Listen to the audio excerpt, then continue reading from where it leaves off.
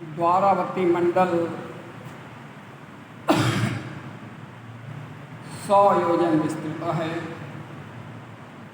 और दूसरा बाहरी दुर्ग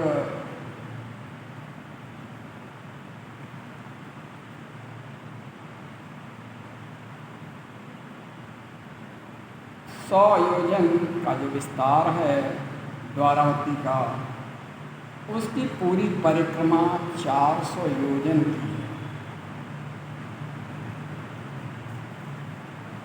उसके बीच में श्री कृष्ण निर्मित दुर्ग सिर्फ 12 योजन विस्तृत है। दूसरा बाहरी दुर्ग 90 कोश में महात्मा भगवान कृष्ण द्वारा निर्मित हुआ है, जो शत्रुओं के लिए दुर्लभ है। तीसरा बाहरी दुर्ग 200 कोश में संगठित हुआ है, जिसमें रत्नमय प्रसादों का निर्माण हुआ है और इनके अंतर दुर्ग में भी महात्मा श्री कृष्ण के 9 लाख विचित्र मंदिर हैं। वहाँ राधा मंदिर के द्वार पर लीला सरोवर है और समस्त तीर्थों में उत्तम माना जाता है।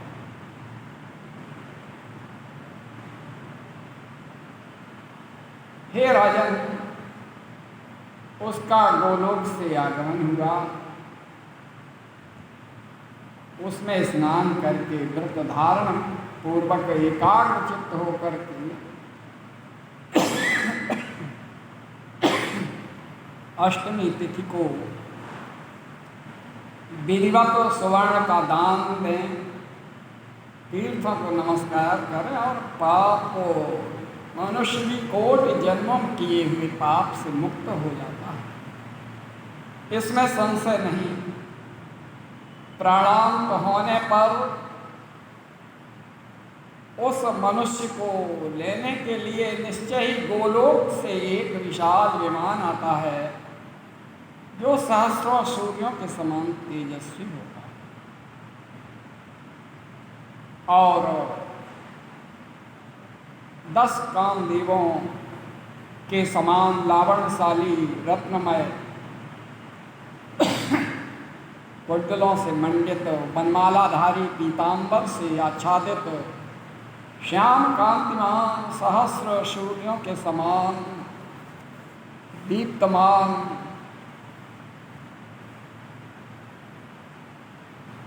सहस्र पार्षदों से सेवित दिव्य रूप धारण कर लेता है और उसके दोनों ओर चवर डुराए जाते हैं, जय जयकार की जाती है।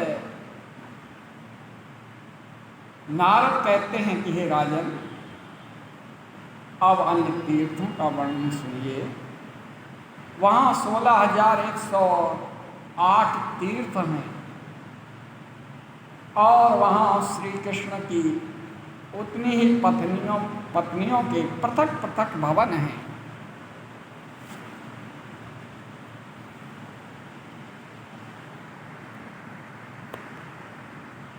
पृथक पृथक भवन हैं। उन सब की बारी बारी से परिक्रमा और वंदना करके ज्ञान तीर्थ में गोता लगाकर जो पारिजात का स्पर्श करते हैं, वे तत्काल ज्ञान, वैराग्य और भक्ति को प्राप्त हो जाते हैं। उनके हृदय में भगवान श्री कृष्ण सदा प्रसन्न चित्त होकर के वास करते हैं। समूची सिद्धियां और समृद्धियां स्वभावतः उनकी सेवा में उपस्थित रहती हैं। जो श्रीहरि के मंदिर का दर्शन करता है वह मुक्त और कृतार्थ हो जाता है, उसके समान दूसरा कोई वैष्णव नहीं है।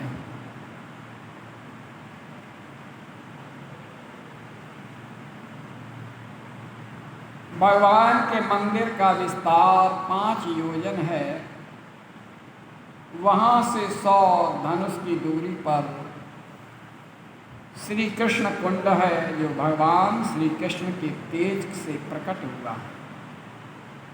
उसी कुंड में स्नान करके जामवती नंदन सांबव कुष्ठ रोग से मुक्त हुए थे। उस कुंड के दर्शन मात्र से मनुष्य संपूर्ण पापों से छुटकारा पा लेता है। हे राजन, मंदिर से सहस्र धनुष आगे दक्षिण दिशा में गणनाथ का महान तीर्थ है। राजन, अपने पुत्र प्रद्युम्न का जन्म देने पर जब वे 10 दिन बीतने के लिए 10 दिन बीतने के बाद पहले ही अपहृत कर लिए गए थे, तब रुक्मिणी ने जहाँ गणेश पूजन का अनुष्ठान किया वही गणनाथ तीर्थ है। वहाँ स्नान करने से जो स्वर्ण का दान देता है वह पुत्र की प्राप्ति करता है, वंश बढ़ता है। भगवान के मंदिर से पश्चिम दिशा में 100-200 धनुष की दूरी पर परम मंगल मैदान तीर्थ है। वहाँ श्री कृष्ण ने प्रसन्नता के लिए जो प्रतिदिन दान करते थे, जो प्रतिदिन दान करता है वह उत्तम पुण्य का भागी होता है। और भगवान के मंदिर के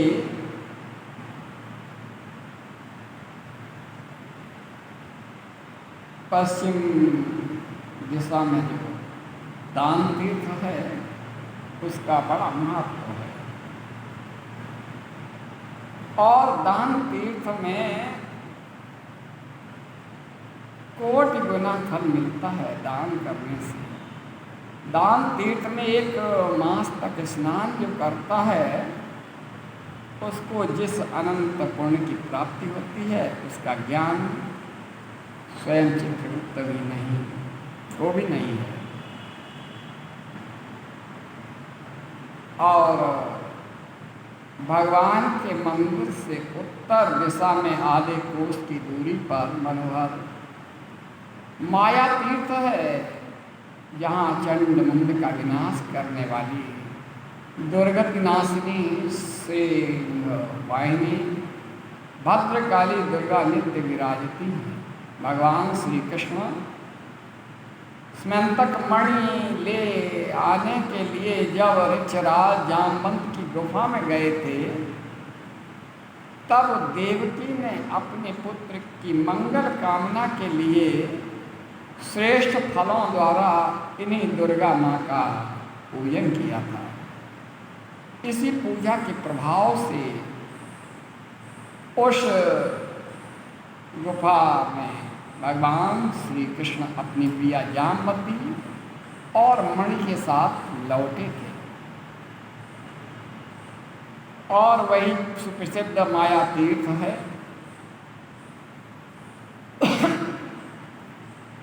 और माया तीर्थ में स्नान करके माया देवी का पूजन जो करता है, निश्चय रूप से उसके मनोरथ पूर्ण होते हैं, इसमें कोई संशय नहीं।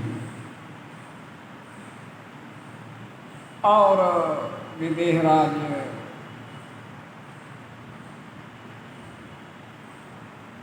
को संबोधित करते हुए नारद जी कहते हैं कि द्वितीय दुर्ग के भी पूर्व भाग पर परम पुण्यमय इंद्र तीर्थ है, जो अभीष्ट भोगों को देने वाला और सिद्धिदायक है।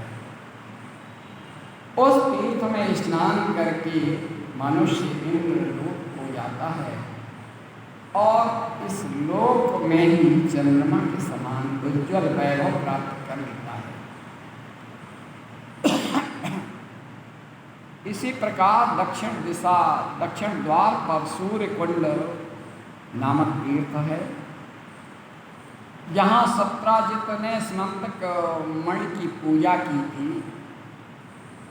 और वहाँ स्नान करके जो मनुष्य पद्मराग मणि का दान करता है, वह सूर्य के समान तेजस्वी विमान के द्वारा सूर्य लोक में जाता है। और इसी प्रकार पश्चिम दिशा में ब्रह्म तीर्थ नामक एक विशिष्ट तीर्थ है, जो बुद्धिमान मानव वहाँ स्नान करके सोने के पात्र में खीर दान करता है, उसके पुण्य फल का वर्णन सुनो।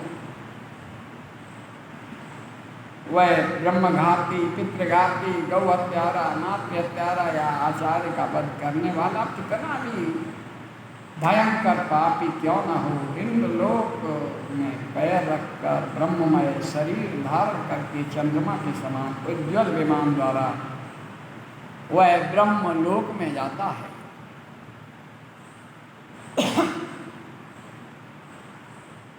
और उत्तर द्वार पर भगवान नील लोहित का क्षेत्र है,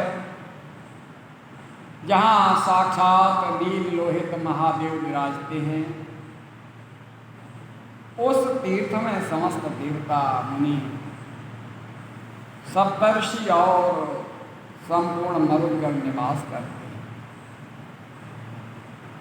वहाँ सप्त सामुद्रक अथवा सप्त सागर तीर्थ सुशोभित है।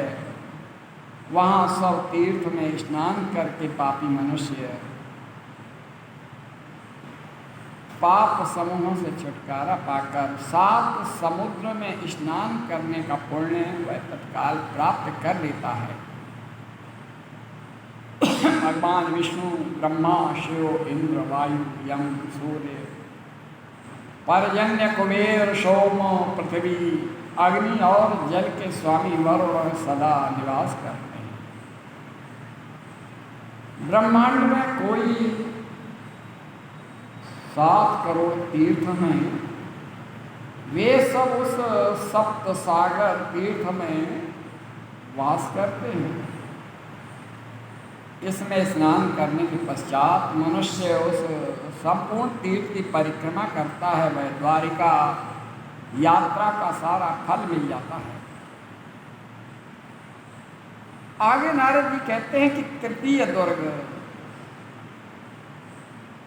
के पूर्व द्वार पर अंजनी नंदन भगवान हनुमान, महाबली हनुमान जी अहद पहरा देते हैं। जो मनुष्य वहाँ महाबली भगवत भक्त हनुमान जी का दर्शन कर लेता है, वह हनुमान जी की भांति भगवत भक्त होता है। इसी प्रकार से तीसरे दुर्ग के दक्षिण द्वार पर सुदर्शन चक्र निरंतर रक्षा करता है। उस सुदर्शन का चित्त सदा भगवान श्री कृष्ण में लगा रहता है और उसके दर्शन मात्र से मानव श्रीहरि का उत्तम भक्त होता है। सुदर्शन चक्र उस भक्त की भी सदा रक्षा करता है। और इस तीसरे दुर्ग के पश्चिम द्वार पर बलवान ऋक्षराज जानबान रक्षा करते हैं। वे निरंतर भगवत भजन में लगे रहते हैं। और दुर्ग के बाहर पिंडारक तीर्थ है, उसकी महिमा सुनो। हे राशिरोमणि, पिंडारक तीर्थ का महात्म्य बड़ा महत्वपूर्ण है और बड़े बड़े पापों से छुटकारा पा लेता है। रैवत पर्वत और समुद्र के बीच में पिंडारक क्षेत्र है, जो तीर्थों में उत्तम तीर्थ और अर्थ सिद्धि का द्वार रूप है। और उस तीर्थ में महाबली यजुराज ने परिपूर्णतम भगवान श्री कृष्ण की आज्ञा लेकर के यज्ञों के लिए राजा राजसूय का अनुष्ठान किया था। राजा उग्रसेन के उस उत्तम यज्ञ में समस्त तीर्थों का आवाहन किया गया। वे तीर्थ सब ओर से आकर के उसमें निवास करने लगे। संपूर्ण तीर्थों के पिंडीभूत होने से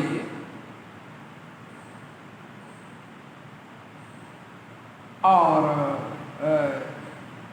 पिंडी रूप में निवास करने से इसका नाम पिंडारक तीर्थ कहा गया। और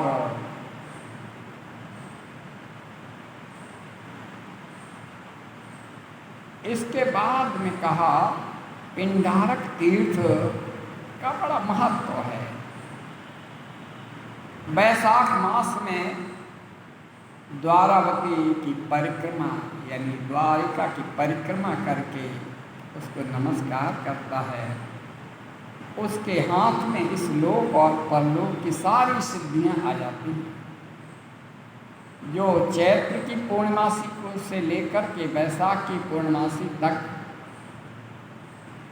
1 महीने की द्वारिका की यात्रा करता है और प्रतिदिन तीर्थ स्नान, भूमि शयन, शौचाचार, मौन व्रत एवं नवान्न भोजन के नियम का पालन करता है। उसको मिलने वाले पुण्य की संख्या बताने में वेदमय चतुर्मुख ब्रह्मा भी असमर्थ है।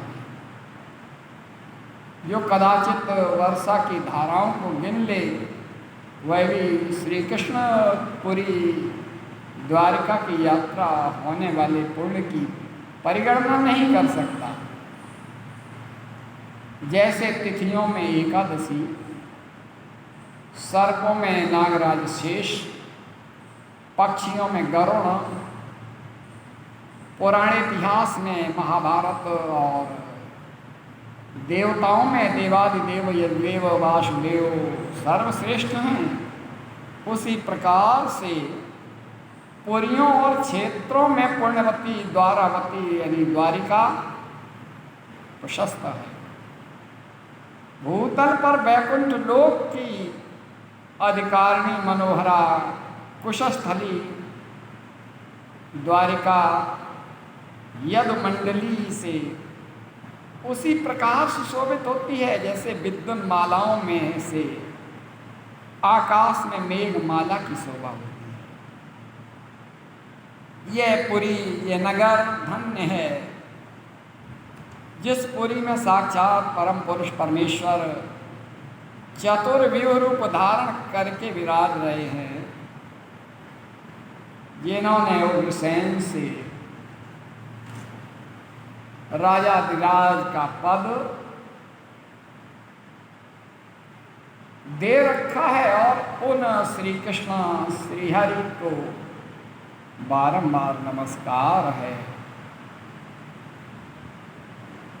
नारद कहते हैं कि हे विदेहराज, जब भगवान अपने परम धाम को पधारेंगे उस समय उस दिव्य पुरी को समुद्र में डुबा देंगे, केवल श्रीहरि का दिव्य मंदिर ही अवशिष्ट रहेगा, उसी में भगवान सदा निवास करेंगे। कलयुग में वहाँ रहने वाले लोग प्रतिदिन और निरंतर सागर की जलध्वनि में श्री कृष्ण की कही हुई यह बात सुना करते हैं। ब्राह्मण विद्वान हो या अविद्वान हो, वह मेरा ही शरीर है। जो ब्राह्मण होकर के समुद्र के तट से अगाध जल में जाकर वहाँ से परमेश्वर की प्रतिमा लाएगा और उसकी स्थापना करके विशाल मंदिर बनवाएगा, वह साक्षात सूर्य है। हे नरदेव राजन, कलयुग में जो भक्त श्री द्वारिकानाथ के स्वरूप का दर्शन करते हैं, वे योगेश्वरों के लिए भी दुर्लभ विष्णु पद पर आसीन होते हैं। हे राजन, ये मैंने श्री कृष्णपुरी द्वारिका के महात्म्य का वर्णन किया। आप भक्ति भाव से जो इसे सुनता और सुनाता है वह द्वारिकापुरी में निवास का फल प्राप्त कर लेता है। और द्वारकाधीश भगवान की जय। अब द्वारिका की एक और लीला, सुदामा चरित्र का उपाख्यान, और इसी के साथ ये द्वारका खंड पूर्ण हो रहा है। और इसके बाद विश्वजित खंड और अश्वमेध खंड के साथ कल 21 अगस्त यानी जो भाद्रपद मास के कृष्ण पक्ष की त्रयोदशी है, इस अनुष्ठान ये संकल्प जो गर्ग संहिता के पाठ का है, कथा श्री कृष्ण कथा का कल विराम होगा। और संयोग है कि उस दिन भगवान की छठी भी मानी जाती है। अष्टमी से लेकर के त्रयोदशी का दिन कल विशेष रूप से व्याख्यान होगा। अब हम नारद जी कहते हैं, राजन, भगवान ने जिस मित्र धर्म का निर्वाह किया वह बड़ा ही महत्वपूर्ण है। यहाँ दो रूप हैं, एक बाल सखा और दूसरे भक्त और भगवान का। भक्त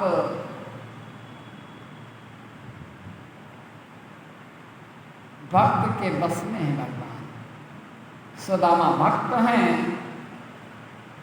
और द्वारकाधीश परमात्मा है। और दोनों बाल सखा हैं, संगीकर उनके आश्रम में पढ़ते थे। और इसका तीसरा दृष्टिकोण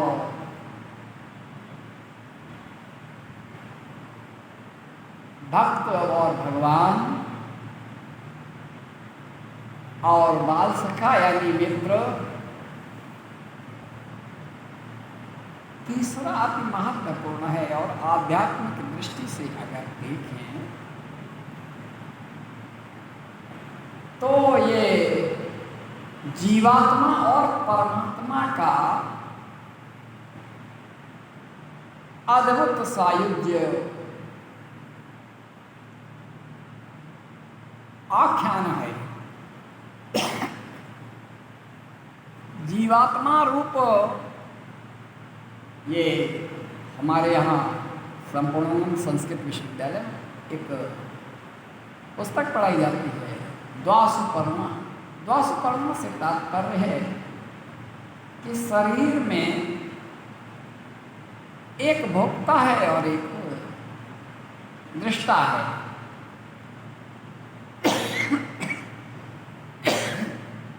जीवात्मा दृष्टा है, जीवात्मा भोक्ता है और परमात्मा दृष्टा है।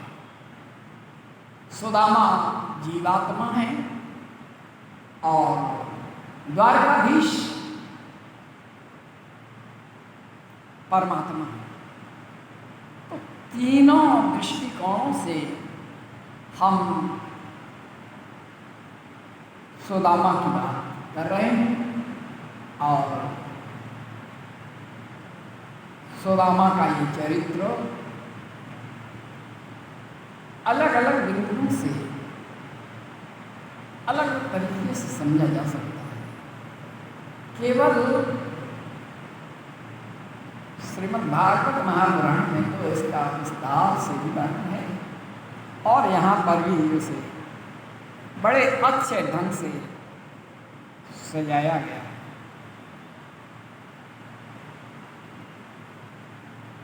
यहाँ स्पष्ट नहीं किया गया कि आखिर जो उनकी पत्नी है वह क्या है। लेकिन प्रसंग एक आता है कि भगवान के भक्त होने के नाते, ब्राह्मण होने के नाते मानते हैं सुदामा कि दरिद्रता ही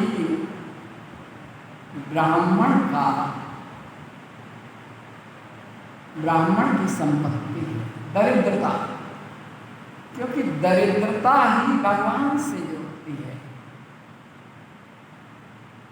जो संपन्नता है वो भगवान से दूरी बनाती है, और विपन्नता, दरिद्रता भगवान के नजदीक जाने के लिए, जो दरिद्र होगा वो भगवान का स्मरण निरंतर करता रहेगा कि मेरे जीवन के निर्वाह के लिए व्यवस्था प्रभु आपको ही करनी है। वो आप स्वर में भगवान का ही निरंतर चिंतन, याचना, सब कुछ भगवान से ही मांगना है। और भगवान स्वयं करता। श्रीमद् भगवद गीता में भी कहा कि कर्ता, अपने आप को कर्ता मत समझो। दरिद्रता का निर्वाह करना, जब शैक्षणिक काल में संदीपन विद्याश्रम में लकड़ी काटने के लिए गए तो भगवान को न देखकर के स्वयं खा लिया। जानते हैं कि भगवान को अगर एक दाना भी दे देंगे तो सहस्र गुना में वैभव दे देंगे, और जब वैभव दे देंगे तो हमारा भगवान से वह अनन्य भाव है, जो श्रद्धा है, जो भक्ति है, वो प्रभावित होगी। और यहाँ पर बताया गया है, जो यहाँ नहीं है, इससे हम उन बिंदुओं को उठा रहे हैं कि गर्गाचार्य की पुत्री से विवाह कराने का प्रयोजन भी भगवान का यही था कि किसी तरह इसकी दरिद्रता नहीं ली जाए, दूर कर दी जाए।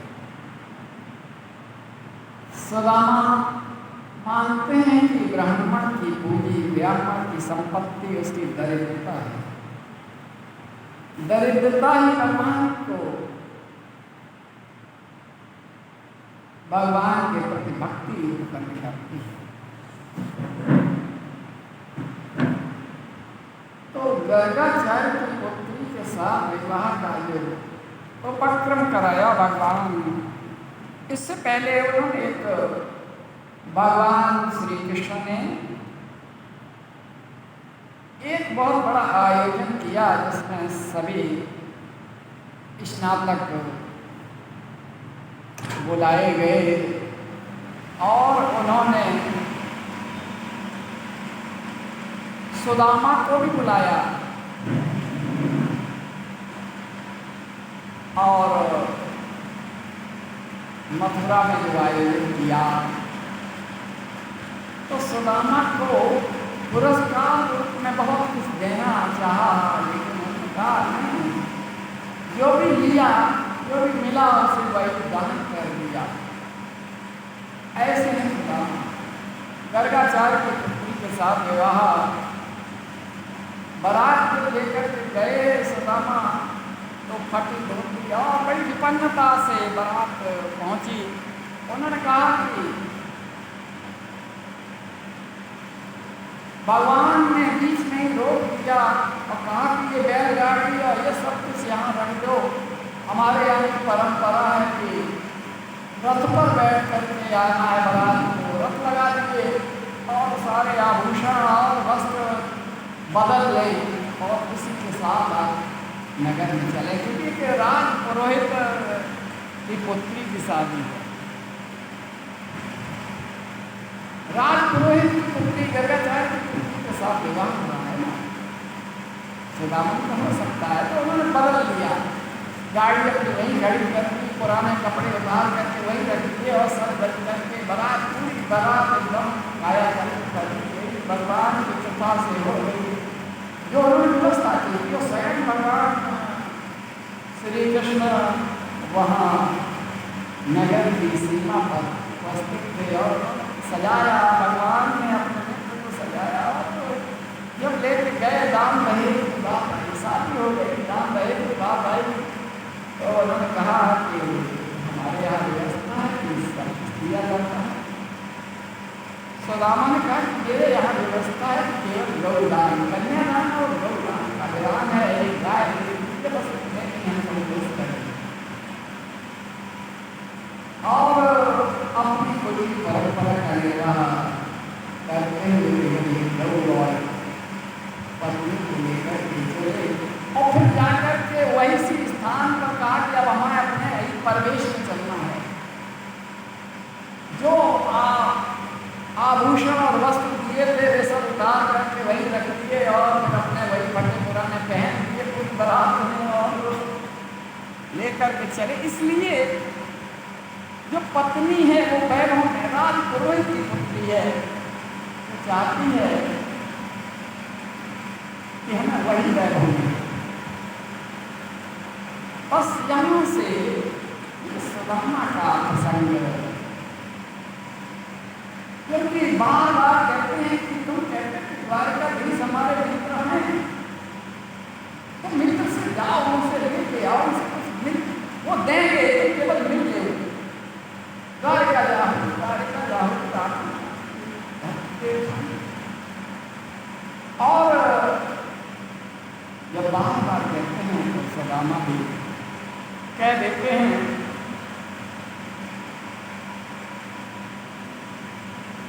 कि हमें नहीं जाना, हमारी संपत्ति हमारी विपन्नता है, हमारी विपन्नता है संपत्ति। ब्राह्मण का राम भिक्षा मांगना है, भिक्षा मांग करके घर का काम चल रहा है, बस इतना ही पर्याप्त है। भगवत भक्ति, भक्ति में व्यक्ति तभी होता है जब दरिद्र होता है। ब्राह्मण का दरिद्र होना ही इसका सौभाग्य है, ऐसा सुदामा कहते हैं। लेकिन पत्नी अलग विचार रखती है, राजकुमार की पत्नी है ना,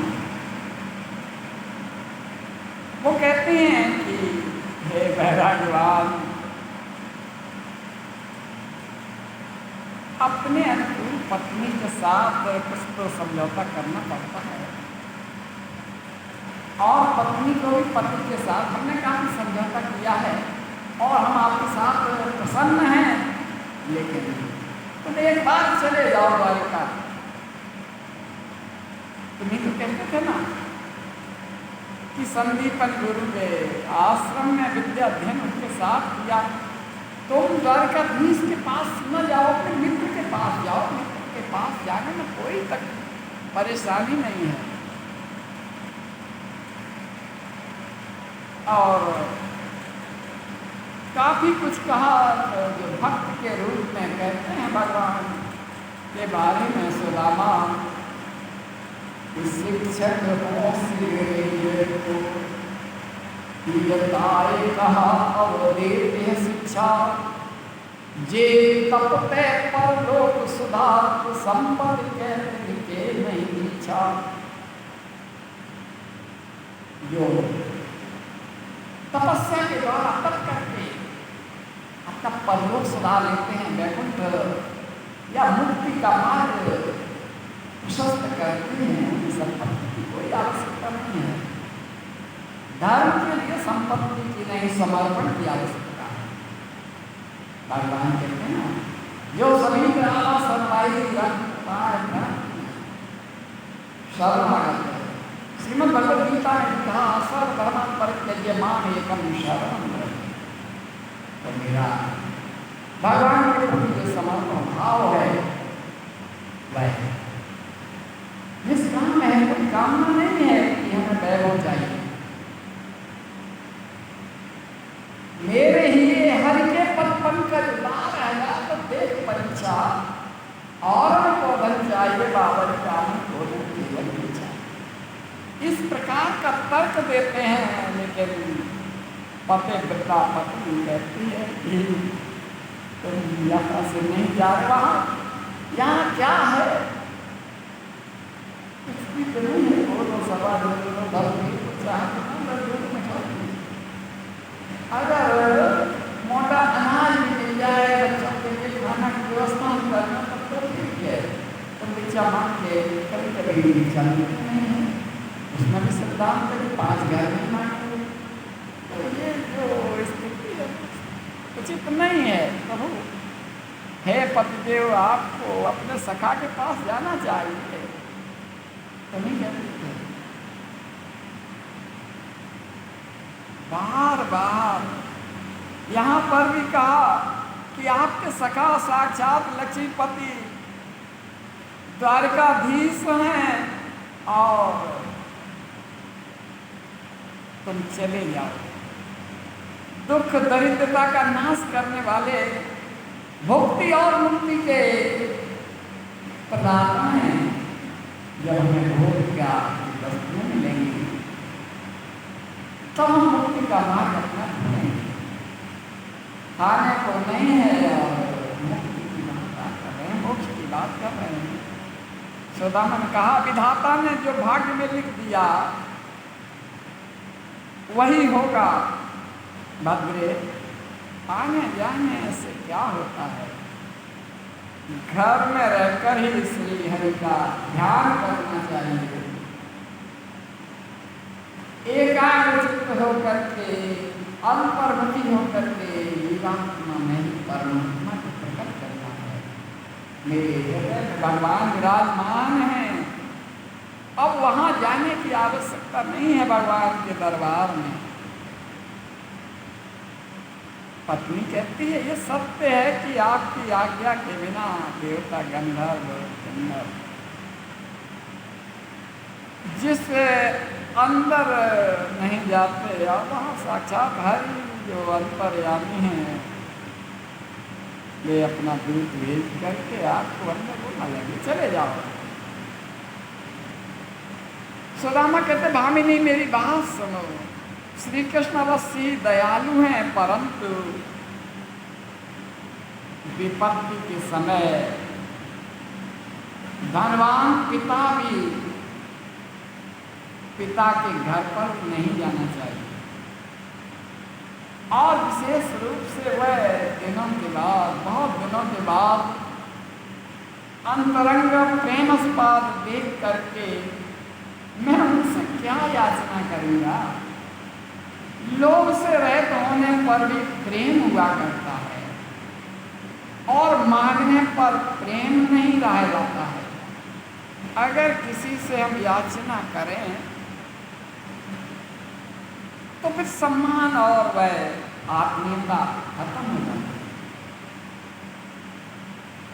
विपत्ति काले मित्रस्य नागच्छेत् गृहमुत्तमम् कथं नु याचनां कुर्वे चिराद दृष्टा सकं प्रियम। हमें नहीं जाना है, स्पष्ट कर दिया कि नहीं जाना है। अब पति के मुख से ये बात सुन करके ब्राह्मणी दूसरे और बड़ी बिलीव कहा कि तुम चले जाओ। तो कहा कि हम चले जाएं, लेकिन हमारे पास भगवान को भेंट करने के लिए भी तो कुछ होना चाहिए। अब ये बात स्पष्ट हुई कि जा सकते हैं, लेकिन भेंट के लिए कम से कम कुछ तो हम मित्र को ले जाएं। पति के मुख से ये जब बात सुनी तो ब्राह्मणी दूसरे के घर से 4 मुट्ठी तंदूर मांग लाई और पुराने चिथड़े में बांध करके उन्हें पति को दे दिया और कहा कि तुम भगवान को ये अर्पित कर रहे। नहीं माने, चल दिए। पैदल और कोई साधन नहीं था उस समय, और साधन नहीं होता तो संपत्ति जो किराया बहरहाल चल दिए और नौका से समुद्र पार भी हुए।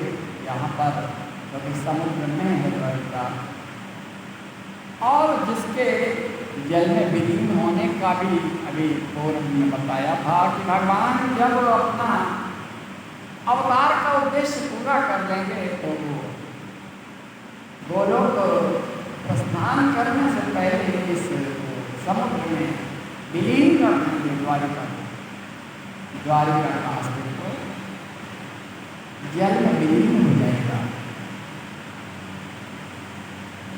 बहरहाल भगवान के दरबार के लिए प्रस्थान किया पंडित जी ने, और जब वहाँ स्वर्णमय सोने की द्वारिकापुरी के दर्शन किए और द्वारावतीपुरी में पताकाएं फहरा रही थी, कतार की कतार सभा भवन और भांति भांति के दुर्ग सुशोभित थे। जैसा बताया अभी कि 3 दुर्ग हैं और 3 दुर्गों के चारों दिशाओं में जिन तीर्थों का उल्लेख भी अभी बताया था। भगवान की ओर चले और श्री कृष्ण की पुरी को देख कर लोगों से पूछा, श्री कृष्ण का भवन कौन सा है?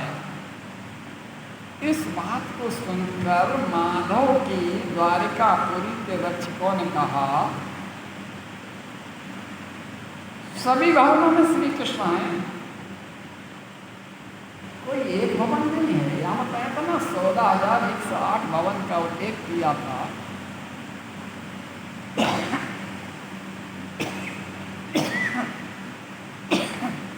और भगवान श्री कृष्ण सभी भवनों में हैं, जहाँ पर भी आप पहुँच जाएंगे वहीं पर हैं। ये सुनकर के ब्राह्मण बड़े असमंजस में पड़ गए। फिर भी उन्होंने कहा कि कम से कम सूचना दे दें कि हम आए हैं। तो कहा कि हम कौन हैं, परिचय तो देना है ना। द्वारपाल से कहा, कह देना कि हम मित्र हैं, बाल सखा हैं, संदीपन गुरु के आश्रम में साथ पढ़ते थे, और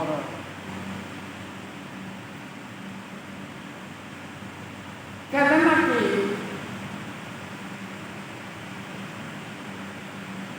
नाम सुदामा है। द्वारपाल अंदर गया, बताया,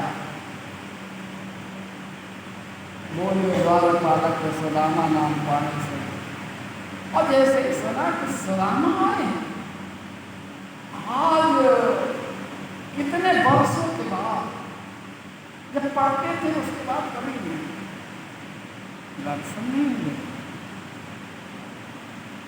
और भगवान स्वयं अपने सिंहासन से उठ करके अपने मित्र से मिलने के लिए आए। कहीं पीताम्बर पड़ा, कहीं पर, और भगवान बड़े सम्मान के साथ उन्हें लेकर के आए और अपने सिंहासन पर एक ब्राह्मण को बिठाला। गंध, चंदन, अगर, कुमकुम, धूप, दीप, मधुपर्क और षोडशोपचार पूजन किया। भगवान द्वारकाधीश ने अपने मित्र का एक ब्राह्मण होने के नाते सब आश्चर्य में पड़ गए। रानियां भी आश्चर्य में पड़ गई कि आखिर ऐसा बाल सखा। त्रैलोक के नाथ जिनका पूजन कर रहे हैं, और भगवान श्री कृष्ण ने कहा ब्रह्मा,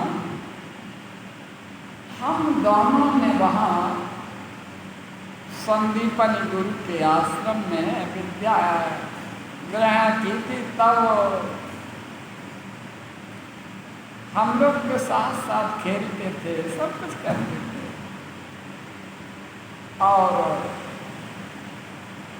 गुरुदक्षिणा देने के बाद तुमसे मिलना नहीं हुआ, जरासंध के भय से भाग करके मैं यह द्वारिका में आ गया हूँ। सखे, तुम कहाँ रहते हो बताओ, क्या करते हो बताओ। तो उन्होंने कहा कि ब्राह्मण का धर्म यज्ञ यानी अनुष्ठान करना कराना,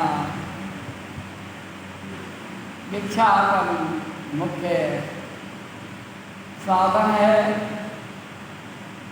ज्ञान देना और ज्ञान देना, ज्ञानार्जन और ज्ञान का दान करना, अध्ययन और अध्यापन। और इसके अलावा दान लेना और दान देना, जो देता है वो दान करता है। और आप मेरे हृदय में विराजमान है प्रभु, आपको अर्पित करके ही हम गृहस्थी अपनी चला रहे हैं। और अब स्मरण दिलाते हुए भगवान कहते हैं, सखे तुम्हारे उस समय कितना भयंकर आंधी तूफान आया था ना, जब गुरु जी ने लकड़ी काटने के लिए समिधा के लिए कहा था, और हम और तुम जब गए थे ना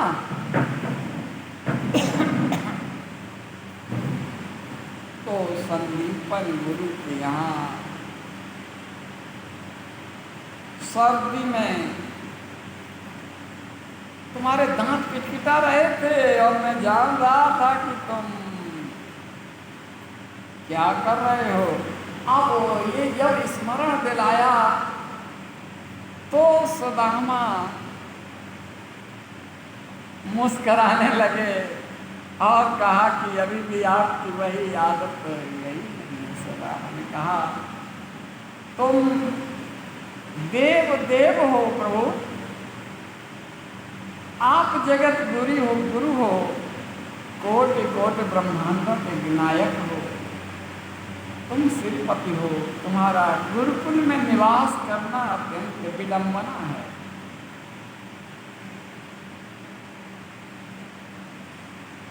राजन, नारद कहते हैं कि हे राजन, ब्राह्मण सुदामा के परात पर भगवान श्री कृष्ण को वे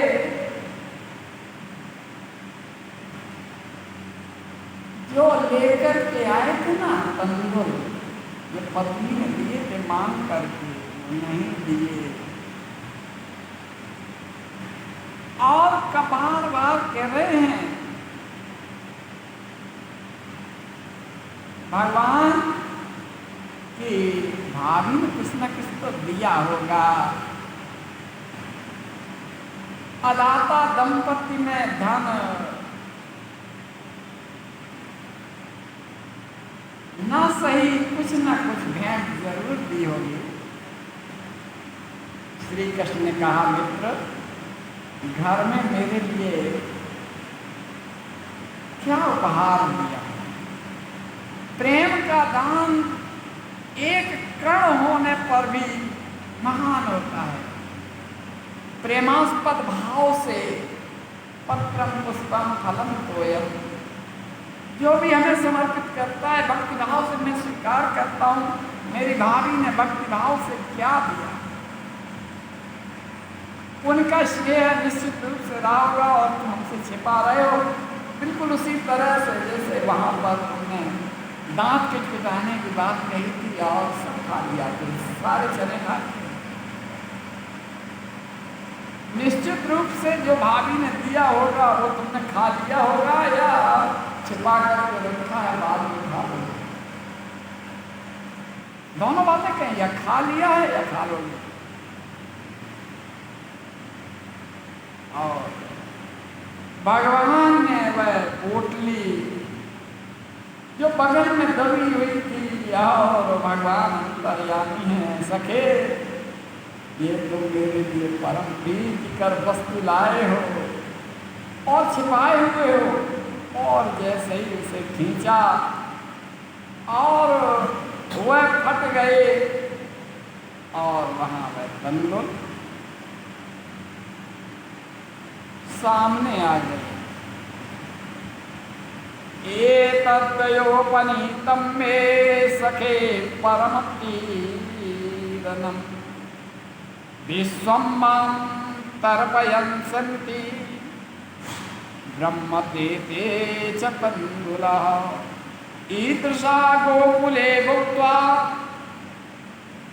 श्रेष्ठा पृथुक तण्डुला माता यशोदया दत्ता पुनस्तादित दृष्टवान्। ये वो चावल हैं जो हमने यहाँ वर्षों से नहीं खाए।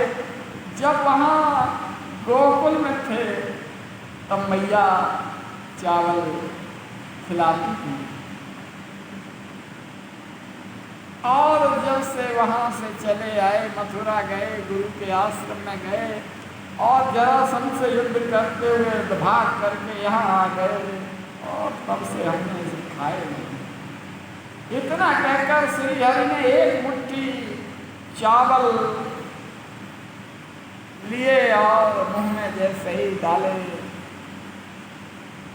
सारे एक लोक की संपत्ति सुदामा को दे दी। दूसरी मुट्ठी जैसे ही ली तो दूसरे लोक की संपदा दे दी। और इस तरह से जैसे ही तीसरी मुट्ठी भरी, वैसे ही लक्ष्मी स्वरूपा रुक्मिणी ने पकड़ लिया कि क्या कर रहे प्रभु, दो लोगों का वैभव दे दिया है, अब क्या आप की तरह स्वयं दरिद्र होना चाहते हैं, भिखारी होना चाहते हैं। आखिर दरिद्रता की बात, और सुदामा को कुछ नहीं पता कि हमें क्या मिला क्या नहीं मिला। वे केवल इस लज्जा से कि ये चावल भगवान को कैसे अर्पित करें, इसलिए छिपा करके रखते थे। भगवान अंतर्यामी उन्होंने ले लिए, खा लिए,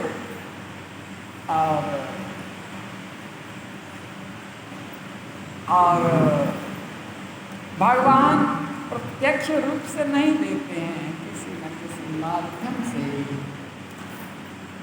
भगवान रक्षा भी करनी होती है, तो किसी दूसरे रूप में रक्षा करते हैं। प्रत्यक्ष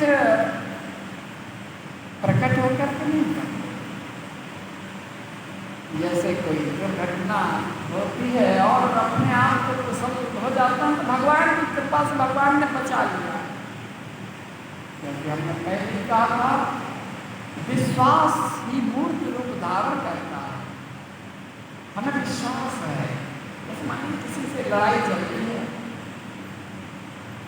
और कहीं फिसल भी गए तो यही लगता है कि उसने धक्का मारा या उसका षड्यंत्र था जिसमें हमें यही विश्वास है, तो वो मूर्त रूप दिखाई दे रहा है। और इसी तरह से जब भगवत भक्ति में लीन होते हैं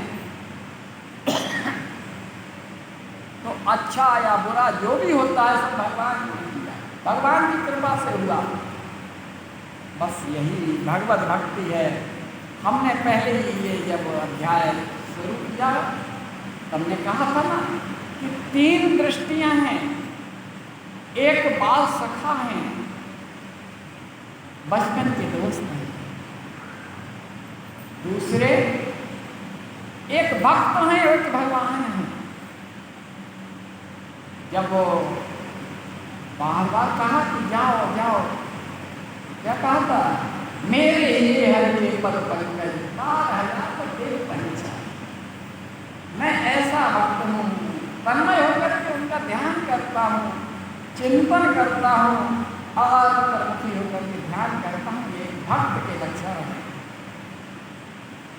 भक्त और भगवान। और द्वादश से हमने इस प्रसंग को बताया कि यहाँ जीवात्मा और परमात्मा है, एक दृष्टा है, एक भोक्ता है। भगवान द्वारकाधीश परमात्मा है और सुदामा जीवात्मा है। तो तीन दृष्टिकोण से इस प्रसंग को हमें समझना है। और वैभव, संपन्नता भक्ति के मार्ग में बहुत बड़ी बाधा है। जब विपन्नता होती है, जब खाने के लिए आने पड़ते हैं, तब तो भगवान को याद किया जाता है, स्मरण किया जाता है। इसीलिए सुदामा दरिद्रता को अपनी संपत्ति मानते हैं और स्वीकार नहीं करते किसी तरह भगवान को। जानते हैं कि अगर इन्हें दाना भी दे देंगे तो ये हमें बहुत कुछ देंगे बदले में। और यहाँ पर तंदुल खाए और जो देना था दे दिया। उधर ब्राह्मण को उस दान के बारे में कुछ पता नहीं है कि हमें कितना दे दिया। जब विदा हुई तो बड़ी तन्मयता से गले मिले और कहा कि आते रहना, आते रहना। अब चल दिए और दरिद्र होने पर भी भगवान श्री कृष्ण ने उन्हें दोनों भुजाओं में भरकर आलिंगन किया। भगवान का इस तरह से स्नेह हो, चरण प्राक्षालन करना, पूजा करना, सोच चाह पूजन ब्राह्मण के लिए वही संतुष्ट किया। साहब इतने बड़े राजा ने मेरे साथ कितना उपकार किया, बस यही, इतने ही में संतोष है। कोई गाय लागन भी कर देता है, पंडित जी आशीर्वाद देते हैं और वहाँ पर कतई केवल इतने में संतोष हो जाता है कि चलो हमारे प्रति इनकी इतनी श्रद्धा है, चलो ठीक है, दिया न दिया बात अलग है, चल दिए। अब मन में सोचते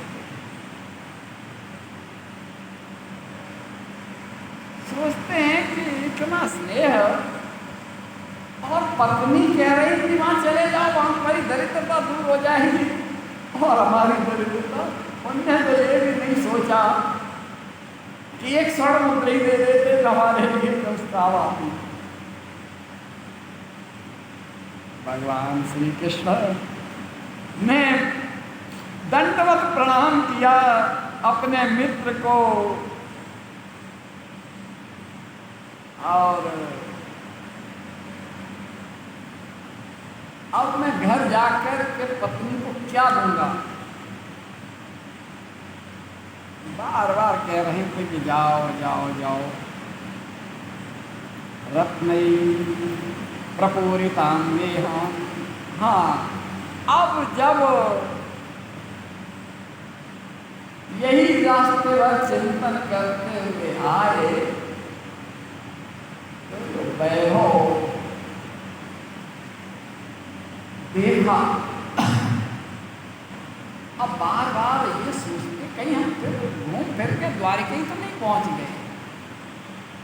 जैसा वैभव द्वारिका में वैसा ही द्वारिका यहाँ। हमारे यहाँ लोग नहर है, निश्चित रूप से गलत रास्ता भूल गए, हम कहीं और आ गए।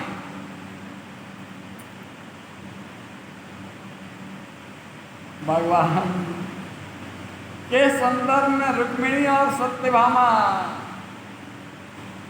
प्रसन्न हो रही है कि आज ब्रह्म में है। देखो भक्त भगवान से,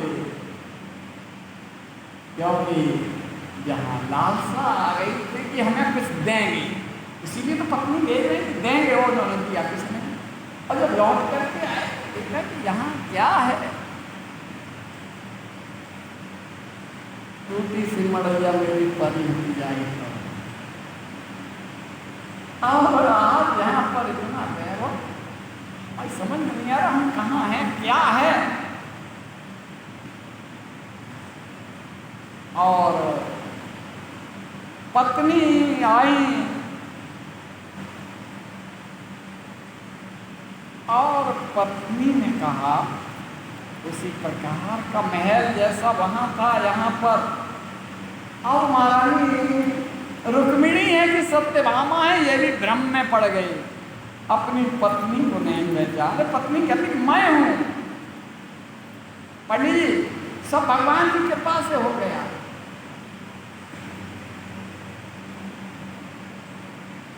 ऐसी हालत देख करके सुदामा आश्चर्यचकित हो गए। हम सोच रहे भगवान ने कुछ नहीं दिया, और भगवान ने बहुत कुछ दे दिया, अपना सारा वैभव दे दिया। ये मित्र धर्म है, मित्र की परेशानी का निवारण नहीं करता। मित्र का धर्म अगर कहीं है तो वो द्वारकाधीश का ने मित्र धर्म को परिभाषित किया है हमारे समाज को। जो मित्र धर्म, वहां पर भी मित्र धर्म की जब बात आती है रामायण काल में, तो वहां पर भी सुग्रीव और राम के बीच में मित्रता आती है। कैसी मित्रता, दोनों शक्ति विहीन है। एक ही भगवान राम की पत्नी का हरण हो गया और मित्र सुदामा की पत्नी बड़े भैया के पास। इतनी सी बात तो कहा ठीक है, हम आपके कष्ट दूर कर देंगे, आप हमारे कष्ट दूर कर देंगे, बस ये समझौता हुआ। मित्र धर्म की परिभाषा वहां पर भी है, और मित्र धर्म की परिभाषा एक है। लेकिन जब ये सब कुछ देखा, जहां कुछ भी नहीं था वहां भोज इतना खाने पीने की, अब भिक्षा की कोई आवश्यकता नहीं, अब आप चैन से रहें। इस वैभव में फिर भक्ति कैसे, वैभव में भक्ति नहीं। सुदामा मन ही मन सोचते हैं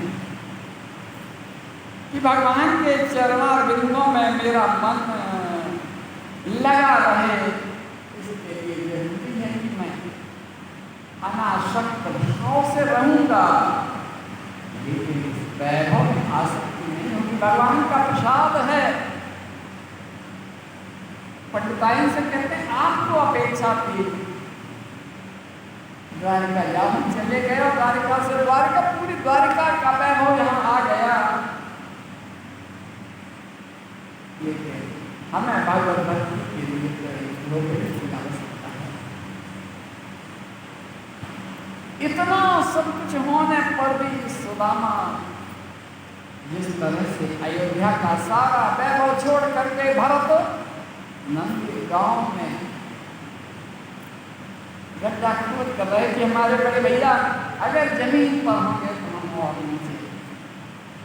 आप सुदामा की बड़ी दशा, मन व्यथित है। लोग कहते हैं कि जब दरिद्रता होती है, गरीबी होती है, दुखी होते हैं, तो हमारे पास वैभव हो, और यहाँ पर वैभव आ जाने पर ये परेशानी है कि हम अब क्या करें। कहते पंडितानी आपको जरूरत थी, आप हमें बार बार भेजती, कहती जाओ जाओ जाओ, हम चले गए। अब चले गए तो अब इस वैभव को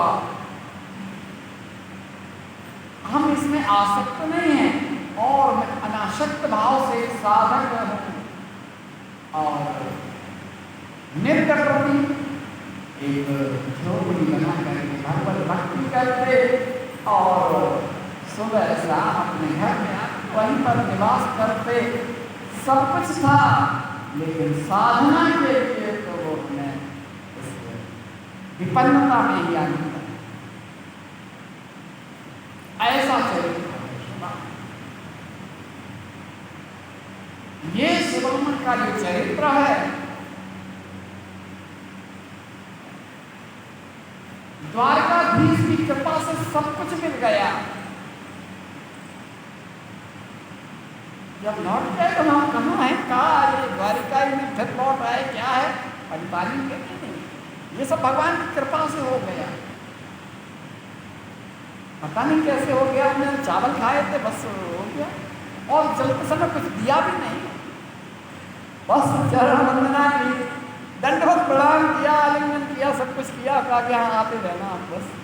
लेकिन अब हमारी समझ में आया कि भगवान की कृपा कैसी है, लेकिन ये तुम्हारे लिए आसक्ति हो सकती है पंडितानी, लेकिन मेरे लिए आसक्ति नहीं है।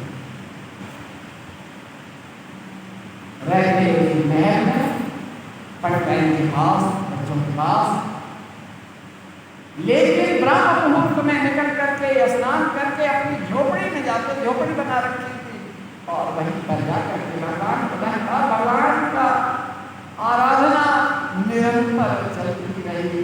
ऐसे सुदामा जी की यह लीला है, और इसका बखान इसी के साथ ये हमारा द्वारिका खंड पूर्ण हुआ।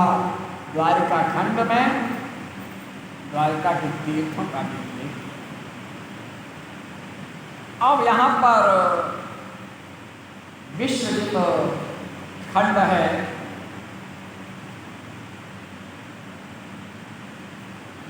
ओम नमो भगवते तुभ्यं वासुदेवाय साक्षिणे प्रद्युम्नानिरुद्धाय नमः संकर्षणाय च। गर्ग कहते हैं सोना का वृक्ष। देखें यहाँ जो संवाद चलता है ना, गर्गाचार्य शौनक आदि ऋषियों को बताते हैं, और नारद जी विदेहराज विश्वस्लवा कृष्ण। देखें कहा कि भगवान श्री कृष्ण का चरित्र आपने सुना, क्रमशः मथुरा में जन्म से लेकर के गोकुल वृंदावन गाँव और गिरिराज खंड भी आपने सुना, बलभद्र खंड भी सुना, रेवती देवा ये सब द्वारिका खंड भी सुना। अब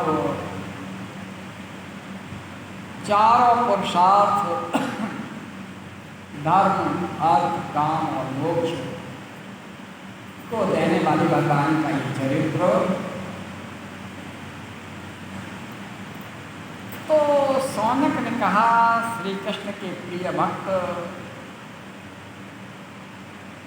अगाध श्रीहरि में स्नेह रखने वाले, भक्ति रखने वाले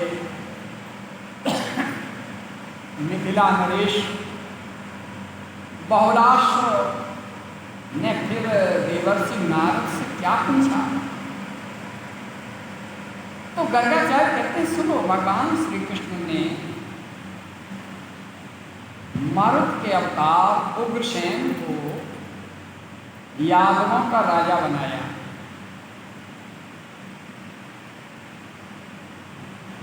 और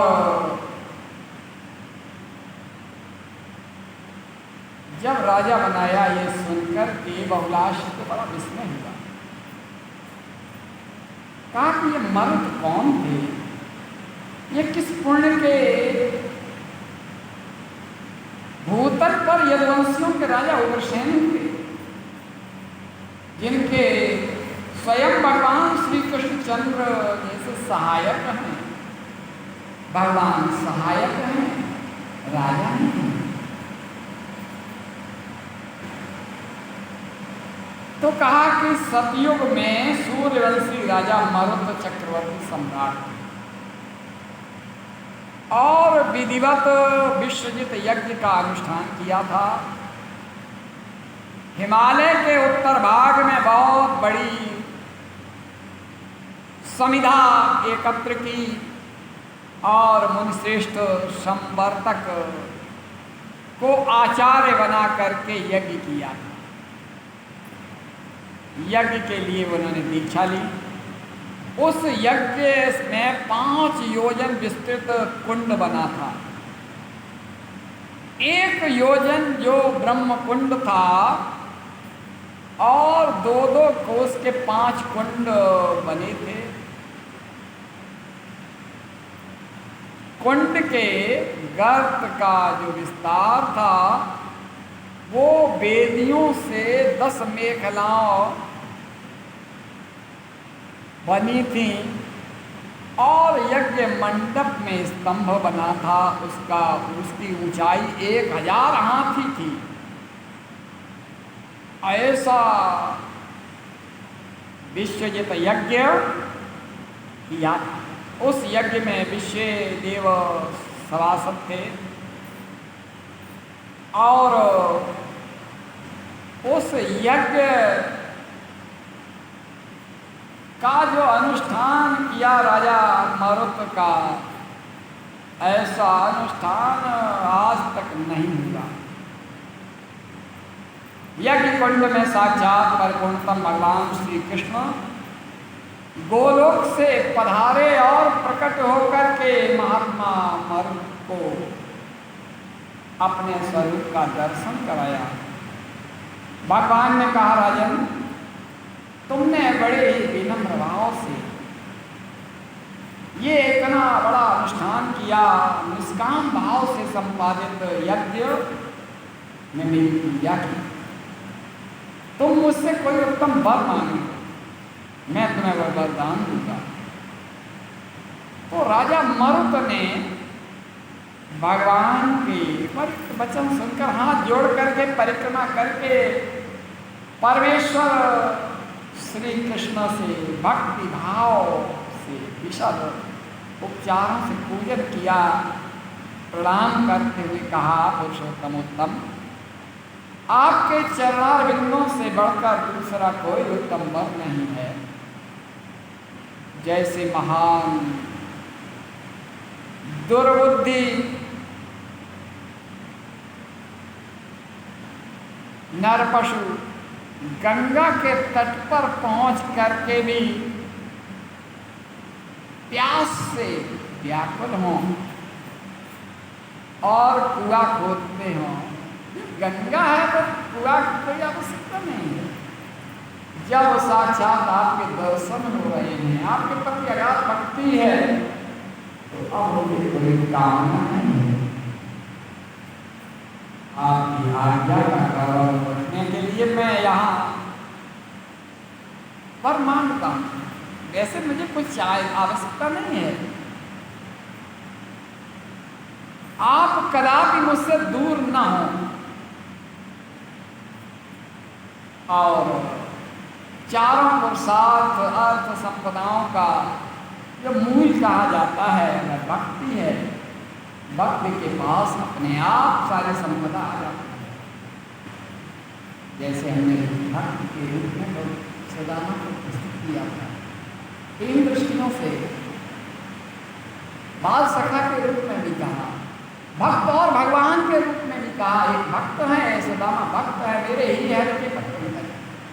और दूसरा जीवात्मा और परमात्मा के रूप में जो वास्तव स्पष्ट करता है, सदामा जीवात्मा है और द्वारकाधीश परमात्मा है। वही चीज यहाँ पर मरुत ने कहा, प्रभु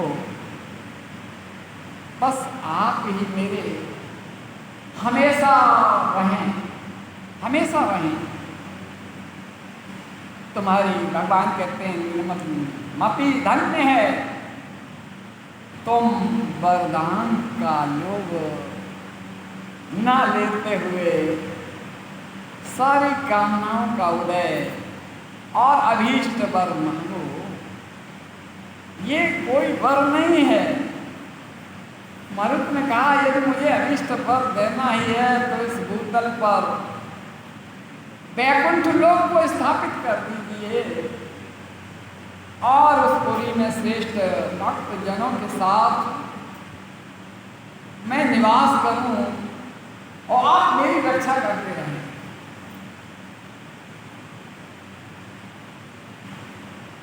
घुमा फिरा करके आप ही रहें।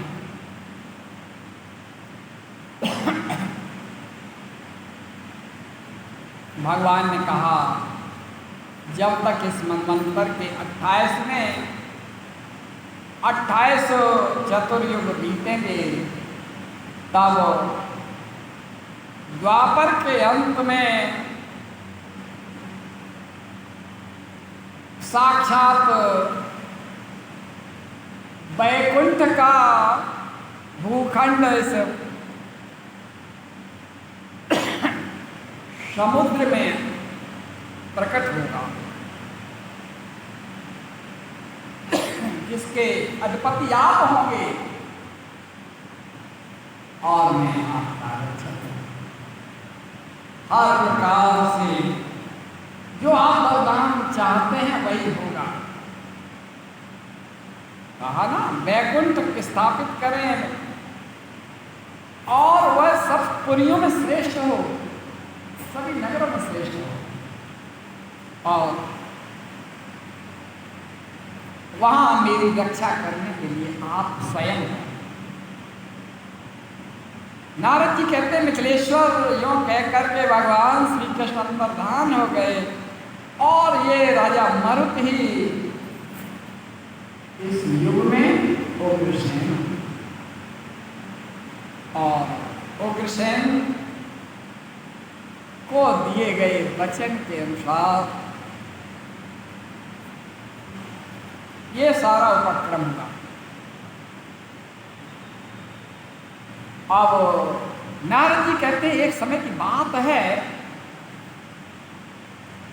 सुधर्मा सभा में श्री कृष्ण की पूजा करके उन्हें शीश नवा करके प्रसन्न चेता राजा उग्रसेन ने दोनों हाथ जोड़ करके निवेदन किया, भगवान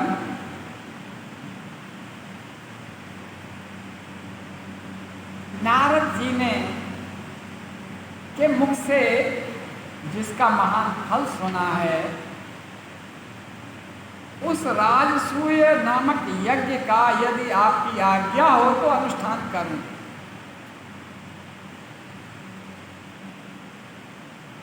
भगवान ने कहा राजन, हे यादवेश्वर, आपने बड़ा अच्छा उत्तम निश्चय किया है और यज्ञ होना चाहिए।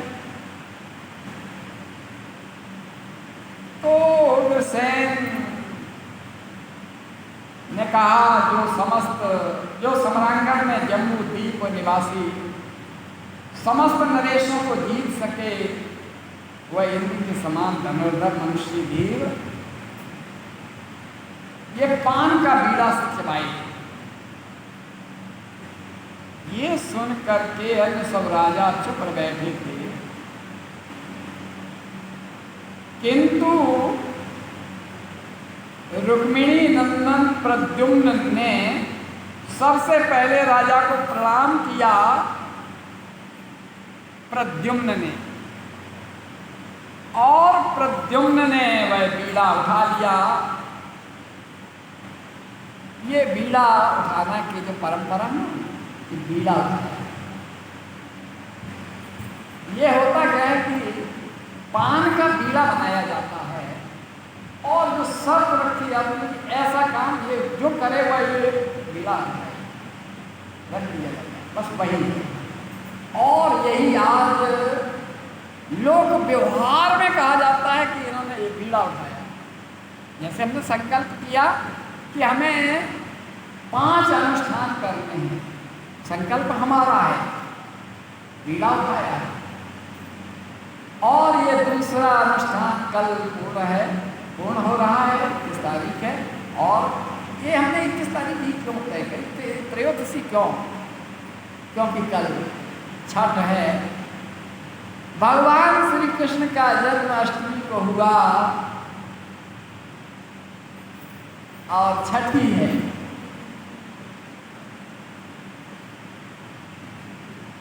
इसीलिए हमने कहा था कि 5 दिन पहले, 16 तारीख से 5 दिन पहले 11 तारीख से ये प्रारंभ किया, और 5 दिन बाद यानी 6वां दिन है जन्माष्टमी के बाद। ये रहस्य है। और भी हम तिथियाँ निश्चित कर लेते कि यहाँ के जन्माष्टमी के और नंदोत्सव के बाद हम कर लेते, ऐसा नहीं। हमें जो संकल्प है, जैसे ये संकल्प हमारा दूसरा है कि हमें गणेश चतुर्थी से अनंत चतुर्दशी तक करना है गणेश पुराण का पाठ, बस। और वो पहले से निश्चित कर दिया कि हमारे यहाँ करो तो हम करते ही हैं। इसी तरह से जो देवी भागवत पुराण की कथा है, वो जो आती है ना केसर वाणी, उन्होंने कहा कि आप रामायण कहें। अब कार्तिक में हमें 5वां अनुष्ठान, कार्तिक में पद्म पुराण का पाठ करना, पद्म पुराण की कथा कहनी है, और उसके लिए भी निश्चित नहीं किया है, और कार्तिक में भी बहुत टाइम है। बहरहाल आप देखें कि प्रद्युम्न ने उठाया बीड़ा कि हम भूमंडल का भ्रमण करेंगे और राजाओं को जीत लेंगे। कामा बता रहे हैं ना, समस्त जम्बूद्वीपवासी राजाओं को जीत करके और उन्हें बलपूर्वक आपके चरणों में डाल देंगे, ये प्रतिज्ञा की है प्रद्युम्न ने। ये बहुत महत्वपूर्ण खंड है, और इस खंड भागवत में ये प्रसंग नहीं आया है, ये गर्ग संहिता का ही प्रसंग है। संबारी अर्थात संबर के शत्रु प्रद्युम्न ने ये वचन सुन करके युद्धपति बहुत अच्छा भगवान मुस्कुराए, और ये दिग्विजय का बीड़ा आज कृष्ण कुमार ने उठाया है। यानी ये चौथी पीढ़ी है, क्योंकि भगवान कृष्ण के एक से नाना है कृष्ण के, और इनके परमाना हो गए ना प्रद्युम्न की। अब समझे चौथी पीढ़ी में बीड़ा उठाया है। और आज लोकपालों सहित देवराजेंद्र मन से कौतुक लिए आ गए। ब्रह्मा शिव देवर्षि गणनी वहां पधारे। सूरदारी शिव ने प्रद्युम्न को अग्नि के समान त्रिशूल प्रदान किया। ब्रह्मा जी ने पद्मराग नामक मस्तक को धारण करने योग्य मणि दी। वरुण ने पास दिया। स्कंद अर्थात कुमार कार्तिकेय ने शत्रु विनाशी शक्ति। वायु ने भी दिव्य व्यंजन। यमराज ने यमदंड दिया। सूर्य ने अपनी भारी गदा। कुबेर ने रत्नों की माला। चंद्रमा ने चंद्रकांति मणि दी, चंद्रकांत मणि दी। और अग्नि ने परिग प्रदान किया। और पृथ्वी पे जो भी योगमयी दिव्य वस्तुएं थी वो सभी देवी देवताओं ने समर्पित की। भगवान कृष्ण की बात, प्रद्युम्नानिरुद्धाय शाश्वतां पतये नमः। ये भी बहुत ही विचित्र अवतार हैं। और तदनंतर भगवान श्री कृष्ण, राजा उग्रसेन, बलराम जी और गुरु गर्गाचार्य को नमस्कार करके उनकी आज्ञा लेकर के प्रद्युम्न रथ पर आरूढ़ होकर के कुशस्थलीपुरी द्वारिका से बाहर निकले, अपनी यात्रा प्रारंभ कर। वे सभी यादव वीर किरीट कुंडल और लोहे के कवच धारण किए हुए, और उनकी संख्या करोड़ों में। चतुरंगिणी सेना है। कभी सोचा चतुरंगिणी सेना क्या है?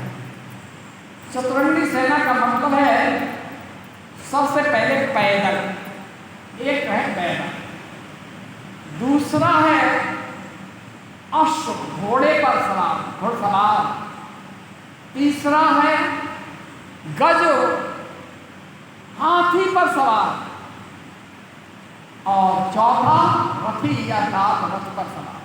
ये चतुरंगिणी सेना होती है। आज समय के अनुसार 3 सेनाएं हैं हमारे पास। एयरफोर्स है, हवा में जो होती है, हवा से डाल करके प्लेन जो होते हैं ना, लड़ाकू प्लेन, वो दिखाए। दूसरा थल सेना आर्मी, और तीसरी नौसेना होती है जो समुद्री सेना। यहाँ चतुरंगिणी सेना में करोड़ों लेकर के भगवान कुमार, कृष्ण कुमार चल दिए। अश्वशाला में घोड़े विराजमान थे, और या हाथी वगैरह सब लेकर के, और यादव सेना ने दिग्विजय के लिए यात्रा जब प्रारंभ की तो सबसे पहले कच्छ और कलिंग देश पर विजय प्राप्त की। कहा कि नारद ने बताया, राजन, वर्षा काल में बादलों से बरसती हुई जलधारा को और भूमि के समस्त धूल कणों को भी कोई विज्ञान पुरुष भले ही गिन डाले, लेकिन श्रीहरि के गुणों का वर्णन नहीं किया जा सकता है। और उनकी छत्र छाया में प्रद्युम्न की सेना कच्छ सबसे पहले नजदीक है। कच्छ राज्य, ये गुजरात में ही है कच्छ, पहले वहीं से शुरुआत की है, कच्छ से। और कच्छ की राजधानी है हालापुरी, हालापुरी। और वहां पर बताते हैं कि 4 योजन तक सेना दिखाई दे रही थी, और इंद्र के दिए हुए रथ पर आरूढ़ कृष्ण कुमार प्रद्युम्न कच्छ देशों को जीतने के लिए उसी प्रकार से गए जैसे भगवान पूर्व काल में भगवान शंकर त्रिपुरों को जीतने के लिए निकले थे। शिव पुराण की कथा में ये प्रसंग आया था ना, त्रिपुर वाला। और प्रद्युम्न की आती हुई सेना ने ज्यादा प्रयास नहीं किया, अंततः गत्वा कच्छ ने आत्मसमर्पण कर दिया। राज्य ने अपने आप को द्वारिका के अधीन कर लिया।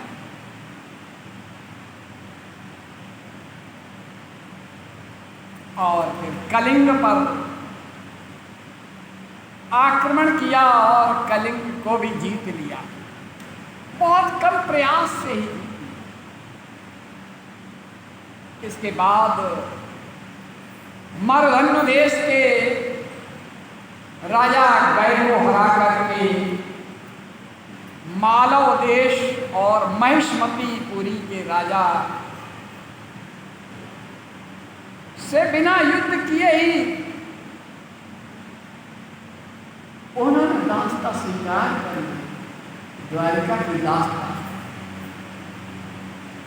अब इतने जो राज्य हैं ये निश्चित रूप से बिना प्रयास के ही अधीन होते चले गए। गुर्जर नरेश ऋषि पर विजय प्राप्त करके यादव सेना चेदी देश के स्वामी दमघोष के यहाँ पहुंची और वहाँ बड़े प्रेम पूर्वक बर्ताव करके निश्चय रूप से वो शिशुपाल के जिसका वध कर दिया था उन शिशुपाल के माता पिता ने अपने पुत्र के प्रतिशोध के कारण युद्ध किया। यहां पर जो यादवों को देख युद्ध करना पड़ा वो यहां है। हाँ, शिशुपाल अभी है, शिशुपाल का वध अभी नहीं हुआ है। शिशुपाल कहता है ओ ये संसार कैसा विचित्र है, विधाता के प्रजापति पर भी कलह विवाद और युद्ध। हम दास्ता नहीं स्वीकार कर सकते हैं, युद्ध होगा और उस युद्ध में पराजित करके शिशुपाल के मित्र द्युमद द्युमान और शक्त का वध कर दिया प्रद्युम्न ने और इस राज्य को भी जीत लिया। और यही कारण था शिशुपाल का कि भगवान के प्रति अभद्रता का व्यवहार करना। शिशुपाल के साथ बड़ा भयंकर युद्ध हुआ है और चेदी देश में प्रद्युम्न विजयी हुए। और फिर आगे चलते हैं। कौंकण, कोटक, त्रिगर्त, केरल, तेलंग, महाराष्ट्र, कर्नाटक आदि देशों पर भी विजय प्राप्त करके वो करुष देश में पहुंचे जहां दंतवक्र से युद्ध हुआ। दंतवक्र से युद्ध हुआ और दंतवक्र को पराजित करके करुष देश पर यादव सेना की विजय हुई। इसके बाद उशीना रात देशों में प्रद्युम्न की विजय और अगस्त्य मुनि ने उन्हें तत्व ज्ञान का प्रतिपादन किया और यहाँ पर हम विस्तार से बात करेंगे। अभी तो हमने केवल घटनाक्रम को संकेत में बताया क्योंकि कल विराम है और हमें बहुत कुछ अभी इस पूरे इसको फिर महाभारत के प्रसंग को उठाना है। महाभारत प्रसंग के बाद फिर गोलोक गमन तक की कथा कहनी है। अगस्त्य ने किस तत्व ज्ञान का उपदेश दिया?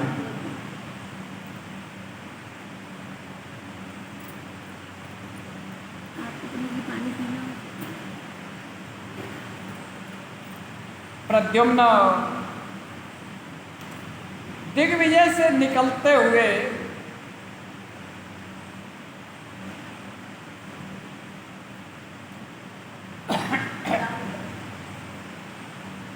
रुक्मिणी पुत्र मलयाचल पर्वत पर पहुंचे और मलयाचल पर्वत पर अगस्त ऋषि,